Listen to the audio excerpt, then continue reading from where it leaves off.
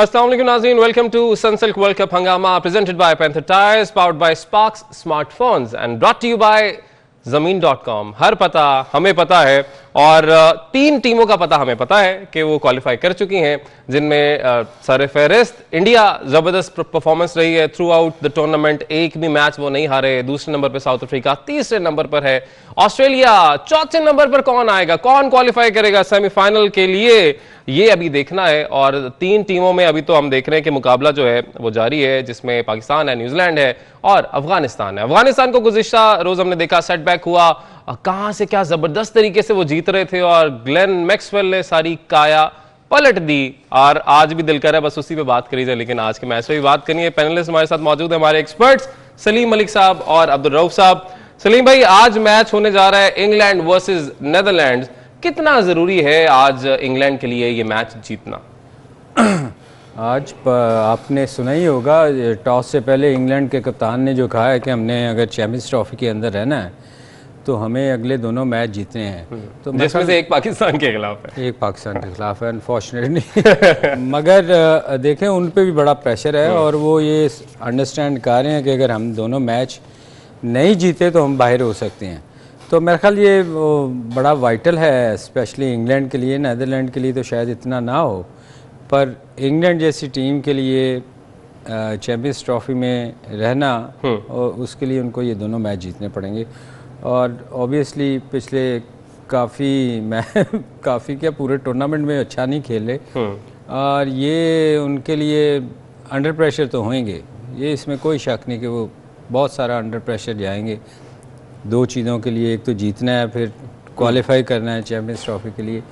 तो ये अच्छा मैच देखने को मिलेगा। नीदरलैंड बुरी टीम नहीं है, क्योंकि ये आप देखें हर टीम को इन्होंने टफ टाइम दिया है। बिल्कुल। और स्पेशली इंग्लैंड जिस तरह स्ट्रगल कर रही है, अगर थोड़ा सा वो आज फिर वैसे ही खेली जो थ्रू आउट टूर्नामेंट में खेल रही है तो नीदरलैंड उनको तंग करेगी, तंग कर सकती है। रऊफ भाई, नीदरलैंड जिस तरह से सलीम भाई ने कहा कि थ्रू आउट द टूर्नामेंट हमने देखा है कि वही जो एक्सपेक्ट किया जाता है हमेशा नीदरलैंड से कि कैसा परफॉर्म करेगी। हाँ, अगर इंग्लैंड जैसी टीम से मुकाबला है तो वन साइडेड होगा, लेकिन अभी तक की जो गेम्स हमने नीदरलैंड की देखी हैं, बिल्कुल जिस तरह सलीम भाई ने कहा कि हर टीम को इन्होंने टफ टाइम जरूर दिया है। आज आपको क्या लग रहा है कि क्या होने जा रहा है? देखिए, जो नीदरलैंड की टीम है, इन्होंने एक तो क्वालिफाइंग राउंड में बहुत अच्छा खेला था और वेस्ट इंडीज़ जैसी जो स्ट्रॉन्ग टीम थी उसको इन्होंने 2 दफ़ा वहाँ पे शिकस्त दी थी। और उसके बाद फिर जब ये वर्ल्ड कप में आए तो इन्होंने 7 मैचेस में से अपने 2 मैचेस जीते हुए हैं और एक मैच जो इनका है वो साउथ अफ्रीका जैसी बड़ी टीम के खिलाफ इन्होंने जीता हुआ है। तो आप इनको बिल्कुल लाइट नहीं ले सकते। लास्ट मैच अफगानिस्तान में थोड़ा सा इनकी जो बैटिंग थी वो कोलैप्स हुई है, 181 इन्होंने कुछ इस तरह का स्कोर किया, मगर उसके अलावा जो पूरा टूर्नामेंट ये खेले हैं वो आउटस्टैंडिंग क्रिकेट खेली है इन्होंने, बॉलिंग में, बैटिंग में, फील्डिंग में। और इनकी जो प्लानिंग है वो भी जो इनके रिसोर्सेज हैं उनके मुताबिक बहुत ही शानदार रही है। अब जो इंग्लैंड की टीम आ रही है, इंग्लैंड ने इस मैच को भी बहुत ही सीरियसली लिया हुआ है, क्योंकि उन्होंने जो इनके हैरी ब्रुक्स है जो पीछे मैचेस नहीं खेले, जो उनके मेजर बैट्समैन थे, काफ़ी अरसे से रन्स कर रहे हैं, उनको वापस लाए हैं उसकी लिविंगस्टोन की जगह पे। और फिर इनके जो मार्क वुड जो काफ़ी एक्सपेंसिव बॉलर हो रहे थे इस वर्ल्ड कप में, हालांकि 150 प्लस हैं, तो उनकी जगह पे ये गस एटकिंसन को इन्होंने खिलाया कि 25-26 ईयर्स ओल्ड, वो भी तेज बॉलर हैं। तो 2 स्पिनर्स हैं इनके पास, आदिल रशीद और मोइन अली। तो काफ़ी मेरा ख्याल है कि इनको 300 प्लस रन्स करने पड़ेंगे पहले बैटिंग करके, अदरवाइज नीदरलैंड 300 से नीचे कुछ भी कर सकते हैं, कुछ भी कर सकते हैं। अली 150 वाले बॉलर इस टूर्नामेंट में मेरा ख्याल महंगे ही पड़े हैं। सर, कहाँ पे आप गुफ्तगू ले गए और सिर्फ आते हैं, अभी बाद में आते हैं। अभी हमारे साथ एक कॉलर है। अस्सलाम वालेकुम जी, कौन कहाँ से बात करेंगे? अस्सलाम वालेकुम, शाकिब खान बोल रहा हूं लाहौर से। जी, क्या कहना चाहेंगे आप? सलीम मलिक साहब और रऊफ साहब को अस्सलाम वालेकुम। वालेकुम अस्सलाम। और टीवी की आवाज़ बंद कर लें। क्या बात है, आप बड़े ट्रेन हो गए वैसे। जी, शौकत साहब फरमाइएगा, क्या कहना चाहेंगे आप? जी, मैं ये कह रहा था कि कल तो बड़ी मुसीबत से जीत ली हमने और बड़ी जबरदस्त बैटिंग की माशाल्लाह उसने अपना बैट्समैन ने। तो हमारे मैं जब जीता था तो उसे जावेद मिर्जा साहब, सलीम मलिक साहब हमारे सुपरस्टार थे और मैच जैसे इन्होंने अपना ईडन गार्डन में 32 बॉलों पे 75 स्कोर किया तो मगर अब हमारे आजकल बैट्समैन क्यों पीछे जा रहे हैं और भाग जाते हैं, क्या वजह इसकी? और हम तो सब शुरू से दुआओं पे जीत रहे हैं, कभी दुआओं के बजाय जीते। जैसे आपने रात में बताया कि सकलैन में स्टार कह रही थी रोजे रखे, तो रोजे को हम फर्ज अगर पूरे कर ले तो अल्हम्दुलिल्लाह अल्लाह की रहमत से ठीक है। नवाफिल मिलते रोजे सकलैन साहब, इंतजाम साहब या दूसरे बाकी सब रखे, ठीक है ना मालिक साहब, मैं सही कह रहा हूँ ना? अच्छा, नंबर 2 ये कि अपना मैंने लास्ट टाइम भी फोन किया था, आपने मुझे बैच दे दिया। मेरी बात हमदा साहब ने फोन किया उनको आपके बैच कि अभी बैच ले गए, तो काइंडली मुझे बैच जरूर दें आप प्लीज। बिल्कुल जी, बिल्कुल डन हो गया शौकत भाई, डन हो गया। मिड्स का बैट आपको मिलेगा जिसपे सलीम भाई, जिनकी आपको सारी इनिंग्स भी याद है, इनके भी ऑटोग्राफ होंगे, साइन होगा, और ज्यादा रहू भाई के भी साइन होगा, आपको मिड्स का बैट जरूर मिल जाएगा। अब जरा आ जाए जी जो उनका सवाल है, सवाल तो बिल्कुल ठीक है कि जिन कंडीशंस पे आप इतना जबरदस्त परफॉर्म किया करते थे, आप ही जाके उनको फिर थोड़ा सा बता देते वर्ल्ड कप से पहले कि कैसे खेलना है। उन्होंने एक और बात भी की है कि दुआओं पे, वो कल जो हम डिस्कस कर रहे थे, असल में आज आपने एक मीम नहीं देखी, बड़ी अच्छी थी, कौन सी वाली? कि वो लेटा हुआ है ज़मीन पे और सामने अफगानिस्तान की टीम खड़ी है और उसने वो कह रहा है पाकिस्तान को मेरी लाश से गुजरना पड़ेगा जीतने के लिए। अच्छा, वैसे ये जो मीम्स के आपके ग्रुप बने हुए हैं ना, मेरा ख्याल है सबसे ज्यादा मीम्स इन्हीं को जाते हैं। अच्छा, ये ना सलीम भाई को बहुत ज्यादा क्वेश्चंस आते हैं कि आप पाकिस्तान टीम के साथ क्यों नहीं, आप क्यों नहीं सिखाते बच्चों को? सर आपके लिए भी बड़े आते हैं, रहने दें आप, जो यहाँ पे आप डेमोन्स्ट्रेट करके बताते हैं ना।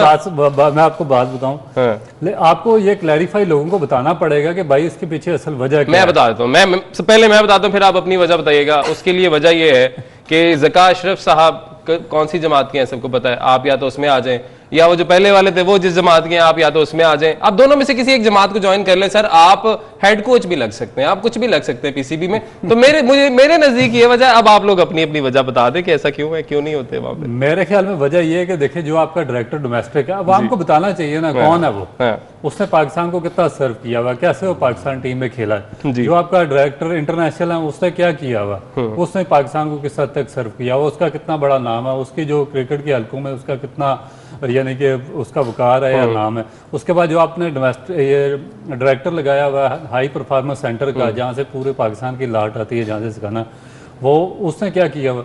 ये सब के सब सिफारशी हैं, एक आधा मैच उन्होंने खेला हुआ है, वो भी किसी ने अपने बाप की वजह से खेला है, किसी का भाई कैप्टन था उसकी वजह से एक मैच उसने खिला दिया। यानी कि वो रेलू कट्टे नहीं होते पकड़ के, भाई मेरा भाई कैप्टन बन गया, उसने कहा जी इसको ठीक है यार ये फर्स्ट क्लास खेल रहा है, इसको भी पाकिस्तान का ठप्पा लगवा दें। उस तरह का एक match director high performance centre को खिलाया हुआ, उसी तरह का एक मैच जो आपका डायरेक्टर डोमेस्टिक है उसको खिलाया हुआ है, इसी तरह का एक मैच जो आगे वो जो बॉलिंग को कोच करता है उससे तो कुछ भी नहीं, उसने जिंदगी में कभी बॉलिंग ही नहीं की, और पाकिस्तान के फास्ट बॉलर को कोचिंग कर रहा है, वो भी किसी का भाई है। यानी बस रिश्तेदारियां निभाई जा रही हैं वहां पे, और वो परमानेंट रोजियां जो है आपको बताना चाहिए, आपका बताना आवाम को बहुत जरूरी है, क्योंकि इनको एक्सपोज करें ना यार कि ये आवाम रोजाना सवाल पूछते हैं कि आप क्यों नहीं आते, आप क्यों नहीं आते, तो इनको बताया। चले ये तो बताएंगे, और साथ ही साथ कुछ बड़ी इंटरेस्टिंग स्टोरीज है। हम जब यहाँ पे बैठ के बात करते हैं ना कि हमारा डोमेस्टिक स्ट्रक्चर जो है वो क्यों नहीं बेहतर होता, हमारी डोमेस्टिक से अच्छे प्लेयर्स कुछ गिने चुने तो आते हैं, लेकिन और बेहतरी क्यों नहीं आती इसमें। उसमें जो प्लेयर्स को खिलाया जाता है, किस बुनियाद पर खिलाया जाता है, डोमेस्टिक से शुरू होता है ये काम। मेरिट की धज्जियां जहां पर असल में उड़ाई जाती हैं, वहां से हम बात शुरू करेंगे। लेकिन उससे पहले वो जो कॉलर ने आपसे सर बात की और सवाल किया कि आप क्यों नहीं बताते, और बात वहीं से जुड़ गई कि आप क्यों नहीं बताते और क्यों नहीं जाते। रऊफ ने बड़ा अच्छा एक्सप्लेन कर दिया कि जितनी देर प्रोफेशनल लोग नहीं आएंगे, देखें जिन लोगों ने 20-25 साल ग्राउंड में गुजारे हुए हैं और जिनका एक्सपीरियंस है, वो लोग अगर उस जगह पे नहीं होंगे। मैं आपको एक बात बताऊं, यहाँ होता क्या है कि मुझे याद है कि एक बच्चा, मेरे बच्चों के साथ खेलते हैं तो अक्सर आते हैं बच्चे, तो वो कहते हैं जी मैं अंडर 16 के लिए सिलेक्ट हुआ हूँ। अब वो सिलेक्शन उसकी हुई और उन्होंने 4 माह डिले कर दिया टूर। अब मैं सिलेक्शन का मेयार आपको बताने लगा हूँ कि किस तरह मैं सिलेक्ट हुआ हूँ और आप सिलेक्ट नहीं हुए, कैसे आप सिलेक्ट होंगे। 4 माह टूर आगे कर दिया। अब वो अंडर 16 वाला लड़का जो था वो ओवरेज हो गया, और बाकी जितनी वो 32 लड़कों में से 16 लड़के निकाल दिए गए कि जी आप तो ओवरेज हो गए हैं। वो कहें जी हमारा क्या कसूर है, हमने ओ लेवल के पेपर छोड़े हैं, सब कुछ छोड़ा। वो बच्चे आगे रोते थे, और कौन गया, फिर आप गए, वो गया। जो इस तरह ये फिर कंपनसेट करते हैं। ये चीज़ें जो है ना, ये उतनी देर नहीं रुक सकती। फिर दूसरी और एक चीज़ क्या करेंगे, सीजन उस सीजन में करवाएंगे जब बारिशों का सीजन होगा। हर साल आप निकाल के देख लें कि बच्चों के ये बारिशों के सीजन में ये करवाएंगे। अच्छा प्लेयर गिल्ली विकेट पे स्कोर नहीं करेगा, किसी ने तुक्का मार दिया उसका ये फिर लेके उसको घूमते रहेंगे कि ये बड़ा अच्छा प्लेयर है।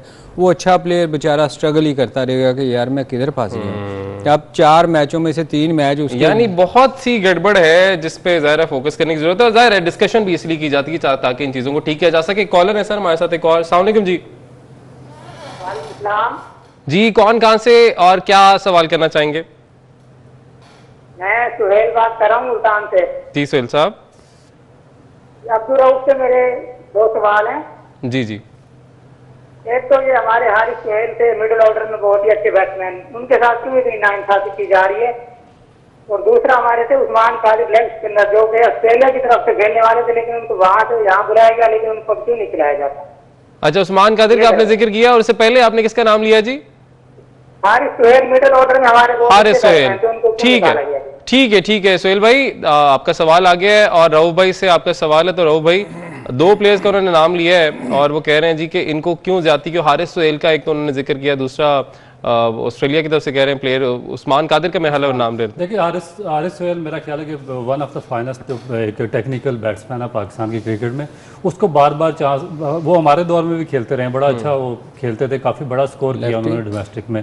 लेफ्ट हैंडेड बैट्समैन, उनको पाकिस्तान ने काफ़ी अर्सा कैरी भी किया, मगर उनके कुछ फिटनेस के ऐसे इशू आ गए कि जिसकी वजह से फिर वो अपना कैरियर को आगे प्रोलॉन्ग नहीं कर सके। मगर उसके बावजूद पाकिस्तान क्रिकेट बोर्ड ने उनको बहुत ज़्यादा ओब्लाइज किया। जैसे ही वो फिट होते थे उनको वापस लाते थे, फिर टूर में शामिल करते थे, फिर कोई इंजरी होती थी वो बाहर हो जाते थे।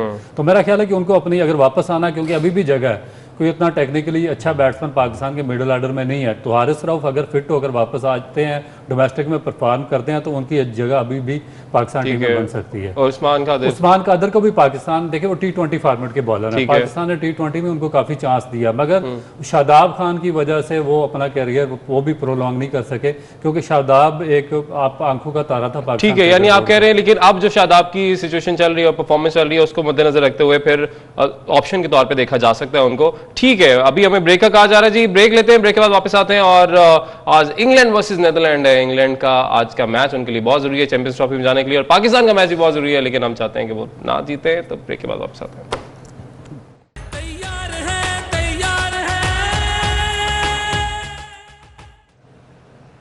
वेलकम बैक नाज़रीन, ब्रेक के बाद एक बार फिर से आपको खुशामदीद कहेंगे। आज है नीदरलैंड वर्सेस इंग्लैंड और मैच का बाकायदा आगाज जो है वो आई थिंक हो गया है। जॉनी बेस्टो जो है वो क्रीज पर मौजूद हैं और गालिबन डेविड मिलान साथ आए हैं। इंग्लैंड ने टॉस जीता था और साथ पहले बैटिंग करने का फैसला किया था और वो अब आ चुके हैं। दूसरी तरफ हम डिस्कस कर रहे थे जी ब्रेक पे जाने से पहले कि क्या मामला हैं कि क्यों अच्छे जो लोग हैं उनको मैनेजमेंट में शामिल नहीं किया जाता, जो कॉम्पिटेंट हैं, जिनको पता है कि कहां कहां खामियां हैं और कैसे उनको पुर किया जा सकता है। ब्रेक पे जाने से पहले ये डिस्कशन चल रही थी और ये कोई आज पहली दफा तो डिस्कशन चल नहीं रही है, लेकिन करने का मकसद यही होता है कि जो बेहतरी जहां पर की जा सकती है बुलाई जाए। सर सलीम भाई, आपने हमने पहले डिस्कस किया ना कि आप कैसे इस तरफ आ सकते हैं, कैसे आप मैनेजमेंट की तरफ जा सकते हैं, प्लेयर्स को अगर सिखाना है आपने तो वो आप किस तरह कर सकते हैं। तो उसके लिए मेरा ख्याल है आप दोनों की ना एक याजो इंटरनेशनल टाइप कंपनी होना बड़ा जरूरी है। फिर क्या होगा, फिर ये होगा कि आप चीफ सिलेक्टर भी लग सकते हैं, आप कुछ और भी लग सकते हैं, लेकिन ये आपकी याजो इंटरनेशनल है नहीं ना। नहीं, ये भी तो ये देखे बीच में आ गई है। उसका बेनिफिट पता क्या होता है? उसमें ये होता है कि एक तो आप दोनों तरफ डील करवा सकते हैं, दोनों तरफ से पैसा कमा सकते हैं। अच्छा, उसमें आप मैक्सिमम प्लेयर हायर करके आप पाकिस्तान क्रिकेट बोर्ड को भी ब्लैकमेल कर सकते हैं। फिर वो आप इस तरह कर सकते हैं कि जो प्लेयर आपको साइन करेगा आप उनकी सिलेक्शन भी कर सकते हैं। जो नहीं साइन करेगा चाहे वो फर्स्ट क्लास पे 1500-2000 रन बना के बैठा रहे, पूरा सीजन टॉप करके 100 विकेट लेके सर इस तरफ हमने आना है। ये देखें, ये जो अब बात डिस्कस कर रहे हैं ना, एक तो हमने गुजारिश भी की है कि वो पूरा एक चार्ट भी हमारे पास मौजूद है, उसको आने में थोड़ा टाइम लगेगा, वो हम बाद में दिखा देंगे, लेकिन अब क्योंकि डिस्कशन आपने शुरू कर दी है तो इस तरफ आ जाते हैं। ये जो बात कर रहे हैं, ये बात कर रहे हैं कि हमारे रीजनल लेवल पे अगर हम बात करें तो एक प्लेयर हैं जो कि सामने आए हैं और उन्होंने अपने बल्ले को आग लगा दी, बल्ला तोड़ दिया और बड़ा कुछ किया है, बहुत ज्यादा हंगामा उन्होंने किया है। बहुत से क्रिकेटर्स इसको कहेंगे जी ये तो डिसिप्लिन की खिलाफ वर्जी है, ऐसे है वैसे, लेकिन जब एक बंदे के साथ ऐसा हो रहा हो, जब मेरिट का कत्ल हो रहा होगा, तो फिर बताएं कि वो बंदा या वो प्लेयर जो है, वो खिलाड़ी जो है जिसने इतनी स्ट्रगल की होती है कि यहाँ पे पहुंचे, वो कहाँ जाएगा। ये अगर हम बात करें तो ये नंबर 3 पर है, इनका नाम आफाक शाहिद है। और इनके मुताबिक और जो चार्ट भी हम आपके साथ शेयर करेंगे थोड़ी देर में, 5 मैचेस खेले इन्होंने, 441 रन बनाए, जिसमें 2 सेंचुरियां इन्होंने स्कोर की हैं लाहौर में ये टॉप 3 पर हैं, लाहौर की हम बात कर रहे हैं। और टॉप 3 पे होने के बावजूद इनको कायद आजम ट्रॉफी से दूर रखा गया, यानी उसके लिए बुलाया ही नहीं गया।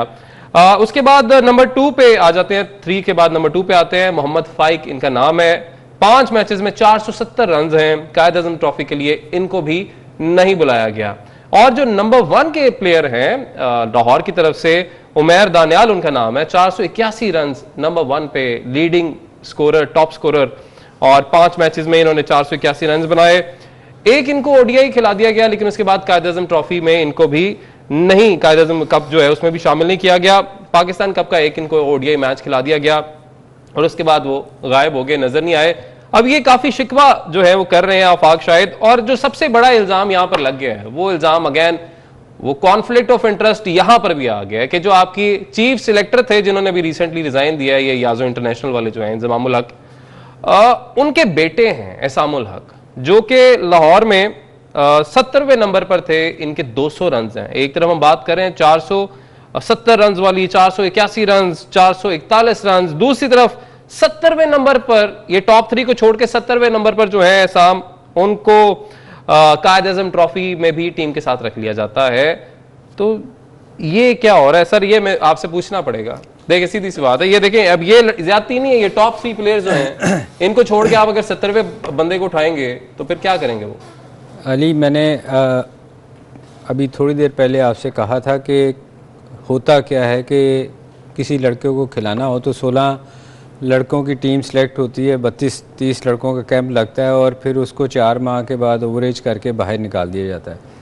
जो ये आप जो सिचुएशन बता रहे हैं, अगर ऐसा है तो ये देखें ना, फिर वो मैंने भी वायरल होती हुई देखी है। उसने अपना किट बैग, उसने बैट तोड़े हैं और चीज़ें इस तरह की हैं। तो फिर बच्चा क्या करेगा? वो देखें ना, हम खुद बड़ा स्ट्रगल करके आए हुए हैं, सारा साल जाके क्रिकेट खेलते थे, गर्मियों में जाते थे, सारा दिन ग्राउंड में रहते थे। तो जब एक बच्चा इतनी मेहनत करके अगर उसने स्कोर किया है और वो देख रहा है कि मैं फ़र्स्ट क्लास खेलूँगा, उसके बाद मैं पाकिस्तान के लिए खेलूँगा, एम लेके चलते हैं ना आपके, यार मेरा गोल वो है कि मैंने पाकिस्तान खेलना। जब आपको नीचे से ही वो दुत्कार दिया जाता है तो फिर आप क्या करेंगे? मैंने बहुत सारे लोगों को देखा पिछले सीज़न में, रऊफ़ी विटनेस होंगे कि वो तंदूर पे रोटियां लगा रहा है, कोई मजदूरी कर रहा है, कोई गाड़ी चला रहा है। हमारे टेस्ट प्लेयर इंग्लैंड में गाड़ी उबर चला रहे थे। तो बात ये है कि जब आप लोगों के साथ ज़्यादती करेंगे तो ना तो पाकिस्तान टीम को अच्छे प्लेयर मिलेंगे, फिर आपको यही होएगा कि आप बैठ के टीवियों पे लोग को फ़ोन किया करेंगे कि जी हम बेहतर कैसे कर सकते हैं। बेहतरी नहीं आएगी जितनी देर आप हक वाले को हक नहीं देंगे। हक वाले को जब तक हक नहीं देंगे बेहतरी नहीं आ सकती। आपकी तरफ मैं आऊंगा, लेकिन उससे पहले एक कॉलर है। अस्सलाम वालेकुम जी, कौन साहब कहां से बात कर रहे हैं, क्या कहना चाहेंगे? ठीक है, कॉल ड्रॉप हो गई है जी, देख लेते हैं अगले कॉलर जो आते हैं उनसे बात कर लेंगे। ये जो सिलसिला है, ये देखें, ये वो एक है ना, ये सिलसिला हर दौर है। डोमेस्टिक जो है ना, देखिए अब हम जो प्लेयर देखते हैं, जो हमारे पास कुछ गिने चुने प्लेयर सामने कुछ नाम आते हैं, हम उन्हीं पे लड़ाइयां करते रहते हैं। जी देखें, आपने शायद आपको इतने चांसेस दे रहे हैं, आपने अबरार को क्यों नहीं खिलाया, आपने एक लड़का मेहरान भी है, वो भी स्पिनर है, उसका नाम बहुत से लोगों को भी पता भी नहीं होगा। डोमेस्टिक में बहुत से प्लेयर्स ऐसे होंगे जिनका हमें पता ही नहीं होगा, क्योंकि जाहिर है वो अभी तक आगे आए नहीं, लेकिन उनको आगे आने भी नहीं दिया जाता। यानी किस हद तक, ये जरा बता दीजिएगा, आपके साथ मुझे पता है आपके साथ बड़ा कुछ हुआ है, तो किस हद तक डोमेस्टिक के अंदर सिफारिशें चलती हैं, ये इसका बेटा है या उसका बेटा है, इसकी पर्ची वो है, इसको खिलाना है, इसको नहीं खिलाना है। अच्छा, इसका मैं आपको बताऊं, जो सबसे बेसिक रीजन इसकी है, पाकिस्तान क्रिकेट बोर्ड का चेयरमैन, वो सब जितनी मैनिपुलेशन होती है, जितना नीचे इस तरह की मिसमैनेजमेंट होती है, उसका सोल रिस्पॉन्सिबल पाकिस्तान का चेयरमैन होता है क्रिकेट बोर्ड का। उसकी वजह क्या होती है कि उसने इलेक्ट होना होता है वोट लेकर, जो रीजनल प्रेसिडेंट होते हैं उनके, रीजनल प्रेसिडेंट ने इलेक्ट होना होता है वोट लेकर जो आपके डिस्ट्रिक्ट प्रेसिडेंट होते हैं, डिस्ट्रिक्ट वालों ने क्लबों के प्रेसिडेंट से वोट लेकर इलेक्ट होना होता है। तो ये एक मैनिपुलेशन का ये एक धंधा चलता है ना, ये ऊपर से नीचे तक चलता है। अब ये जो चेयरमैन का मुंह बंद इसलिए हो जाता है कि क्योंकि जो डिस्ट्रिक्ट जो रीजनल प्रेसिडेंट है उसने उसको वोट देना होता है। वो रीजनल प्रेसिडेंट फिर ये करता है कि जिस डिस्ट्रिक्ट के प्रेसिडेंट ने उसको वोट दिया है उसको वो उसके लड़कों को खिलाता है, चाहे वो परफॉर्म करें या ना करें। जो जिसने वोट नहीं दिया उसको नहीं खिलाता। ये नीचे से ऊपर, यानी क्रिकेट में भी A to Z सियासत ही चल रही है। इतनी गंदी खिचड़ी पकी हुई है। मैं इसलिए कहता हूँ कि ये जो मैनेजमेंट है ना, ये मेरिट पे होने चाहिए। जब तक आप मेरिट पर नहीं करेंगे, सियासी बेसों पर ओब्लाइज करेंगे इन लोगों को, देखें ना कि इनके कारोबार कोई और है, इनके इंटरेस्ट कोई और है, और ये जब इनको पाकिस्तान क्रिकेट बोर्ड की हवा लगा दी जाती है, टेस्ट लगाया जाता है, तो फिर ये कोई साफी होता है तो वो कहता है मैं क्रिकेट पे जान कुर्बान कर दूंगा। कोई शुगर मिल चला रहा होता, वो कहता मैं क्रिकेट पे जान कुर्बान कर दूंगा। अब भाई क्रिकेट पे जान मैं कुर्बान करूं, जैसे 35 साल धूप सर्दियों में अपना कैरियर सेक्रीफाइस किया, अपनी सारा जिंदगी सेक्रीफाइस कर दी।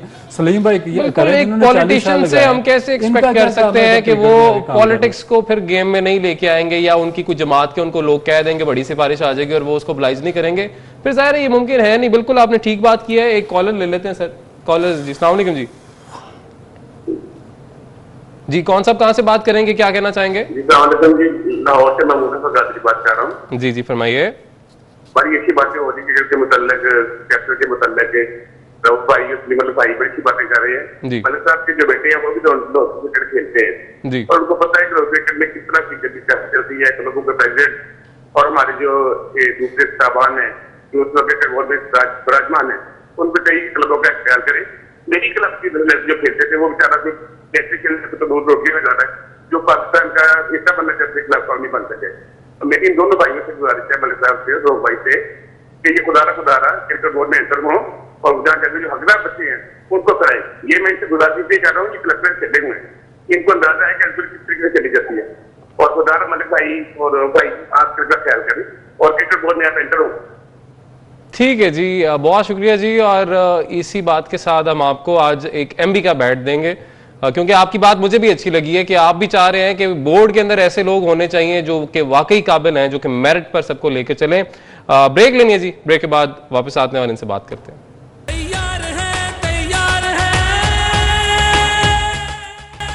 वेलकम बैक नाज़रीन। ब्रेक के बाद एक बार फिर से आपको खुशामदीद कहेंगे।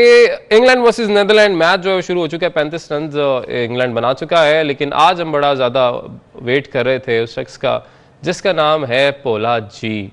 और पोला जी जो है अब मैदान में आ चुके हैं, यानी सेट पे आ चुके हैं।